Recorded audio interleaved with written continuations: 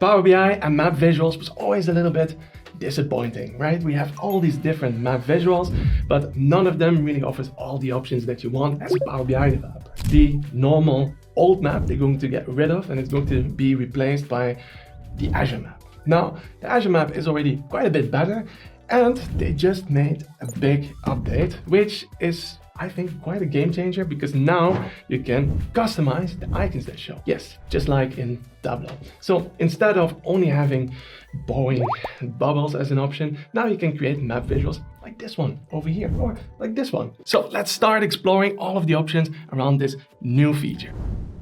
Until now, most of our map visuals in Power BI would look something like this over here, boring bubbles.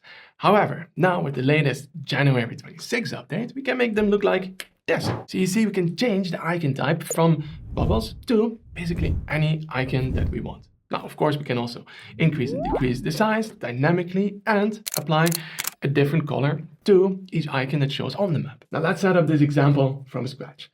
Now, what we are looking at here are wind farms or wind stations. So let me quickly show you the data set. So you see we have different stations in different places within Europe, and we have information about the latitude and longitude, so where they are exactly on the map.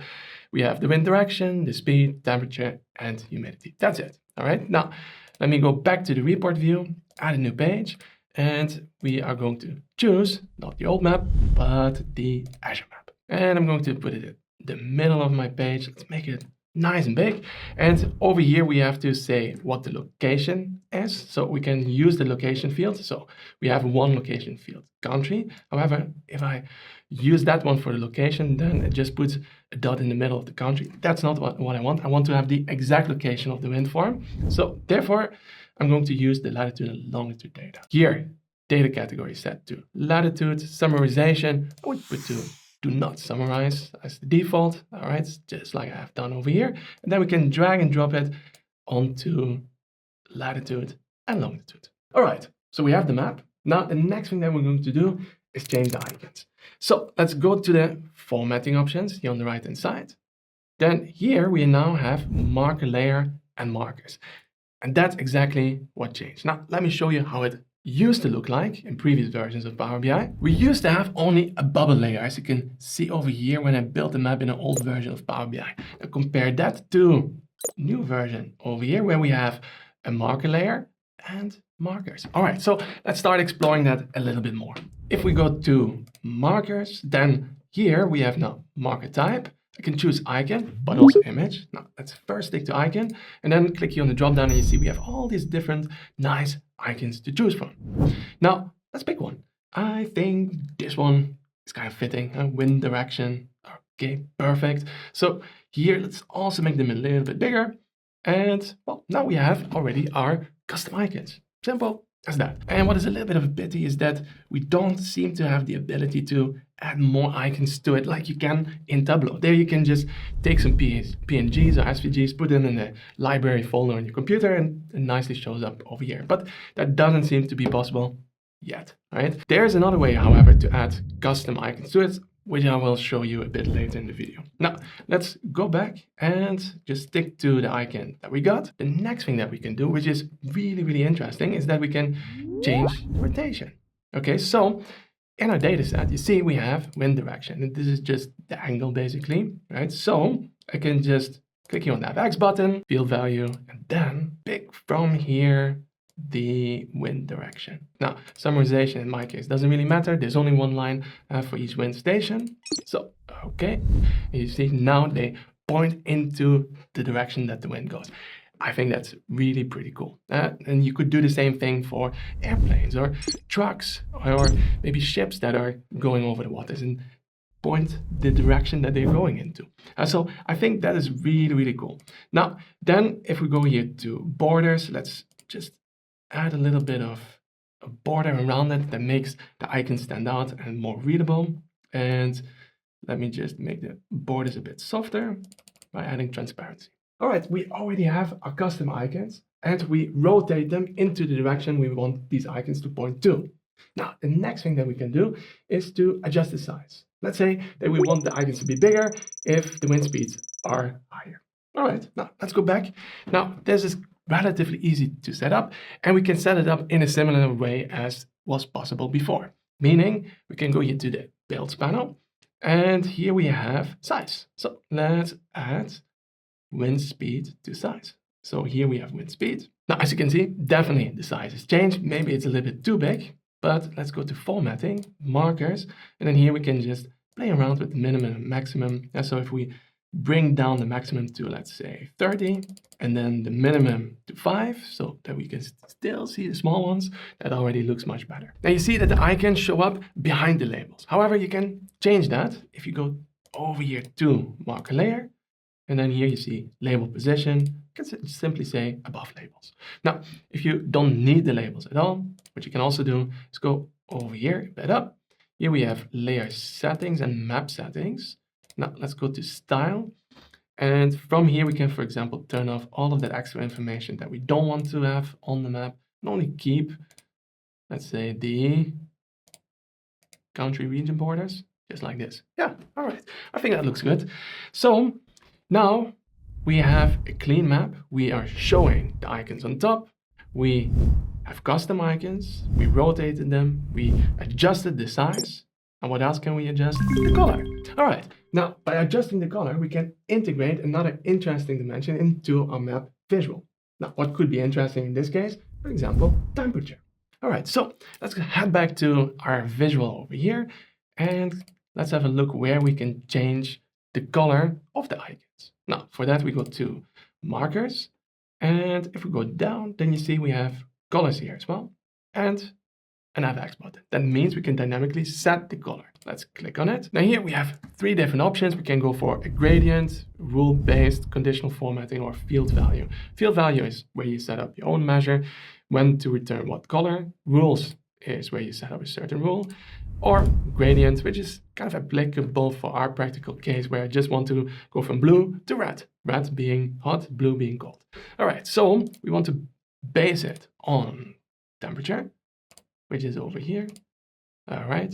Some average doesn't really matter because we have only one line for each wind farm. However, what could be interesting is to add a middle color and then have that middle color, for example, light yellow. Highest value is going to be reddish, or you can go for red or brown, whatever you find more appropriate. And then for the low value, let's make that one blue, just like this. Let's see how that looks like. Oh, I think pretty good, right? So let's leave it as it is. So now we already have that example that I showed you at the beginning. However, we can always do more, right? Let's head back to the options that we have for the markers, because here we just chose icon, but there's also image.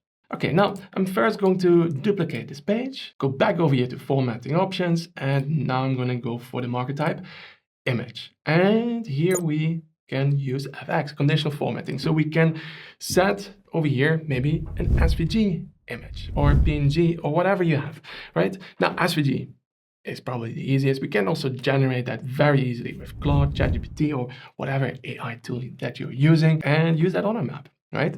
Maybe not as elegant as Tableau has it. However, for now, maybe a good workaround. So let's see how that would work.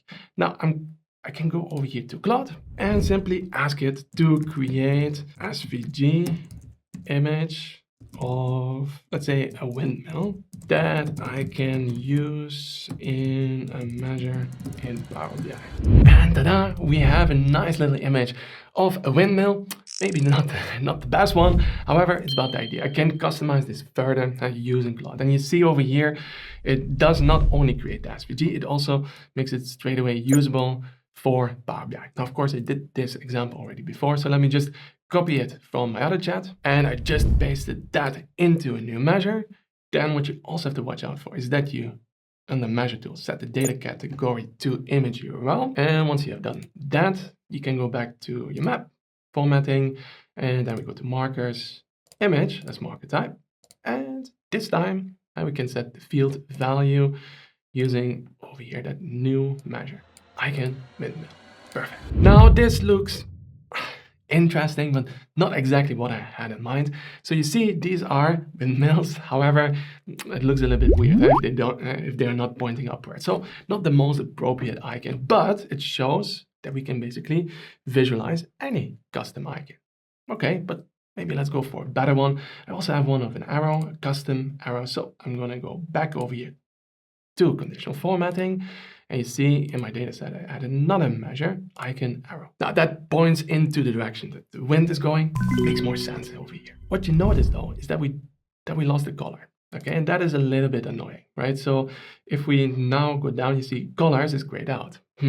So if we are going for our own custom icons, well, we cannot make use of these features. And if we are going for Power BI icons, we do have that flexibility. So the ideal solution is, like I said before, if we would be able to add our own icons to a library and it would pop up as a choice from over here when we click on icon. Okay, but for the time being, let's go for a workaround. So what can you do then? Well, we can just integrate the coloring into our SVG measure. And of course, also that you can do with AI. However, I already have done it, so let me show you how it would look like. So over here, I'm now using this icon arrow measure, but I also created a longer one. And there, I basically said to Claude, okay, apply a gradient color based on temperature. And that's basically what's going on. And so over here, it just figures out the min and max temperature, and then it just looks at the temperature of the wind farm that's in the filter context, sees where that maps on that range, and then applies over here the RGB colors on a certain gradient scale that goes from blue to yellow to red. Okay, now then here at the end, you can add all different kinds of things, from borders, shadows, glows, right? So I added a little bit of a glow there. But again, I didn't write this myself. ChatGPT, or Claude in my case, generated it for me, all right? Now, that's what I'm going to now use on this map. Now, let's see how that would look like. I'm going to go back over here to markers, FX. Over here now, I'm going to go for my icon arrow with border. So my upgraded arrows. And you see, that looks much more interesting. I added border plus some extra glow, and that gradient scale that goes from blue to red. That gives me full flexibility. However, everything is driven over SVG, which is kind of the downside for now if we use this approach. But it's already possible, and that's the nice thing, right? All right, that's it. So you see, these custom icons, they seem maybe as a small little feature that was added, but I think it's a really big step forward for map visuals in Power BI. Let's hope that they keep on going on this trajectory so that they make the Azure map really, really, really good. That's it. If you have any questions, let me know in the comment section below. If you want to see more of my videos, check out these ones over here. If you want to build Power BI reports together with me, check out my upcoming Power BI design transformation. Thank you for watching, and see you in the next video.